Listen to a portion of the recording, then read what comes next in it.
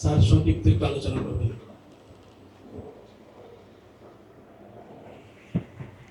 আসসালামু আলাইকুম।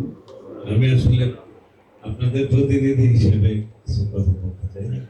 সাইফুল ভাইয়ের বক্তব্য কালকেও শুনেছি, আজকেও শুনেছি। হজে যাওয়ার সুযোগ সবার হয় না, আমি তার প্রকৃষ্ট উদাহরণ।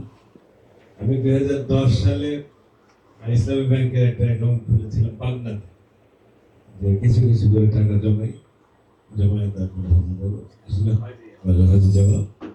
2024 সালে সরকারিভাবে রেজিস্ট্রেশন করি। সে বছরেও টাকা আসলে জমাতে পারি নাই, 25 সালে পারি নাই। তারপরে ওখান থেকে টাকা আসলে নিয়ে নিই, ওই 60,000 টাকা আমার স্ত্রী নিয়ে নেই। নিয়ে পরে আসলে সাইফুল ভাইকে আমি খুবই পছন্দ করি, আপনারা নিশ্চয়ই তাকে পছন্দ করেন। সেই কারণে ভাবলাম যে ওনার সাথে যাই।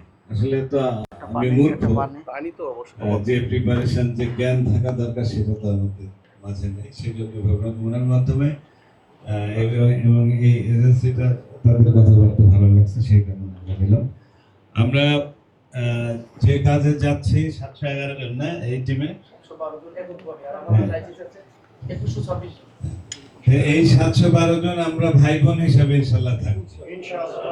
থেকে যে বিষয়গুলো আমাদের বিভিন্ন বক্তার মাধ্যমে এসেছে, যেগুলা করণীয় বর্জনীয়, প্রথমত হলো আমি কবরের কাপড় নিয়ে এই কার্যক্রমগুলো চলছে, সেখানে অহমিকা, দাম্ভিকতা, ইগো এইগুলো আসার তো কোনো সুযোগ নেই।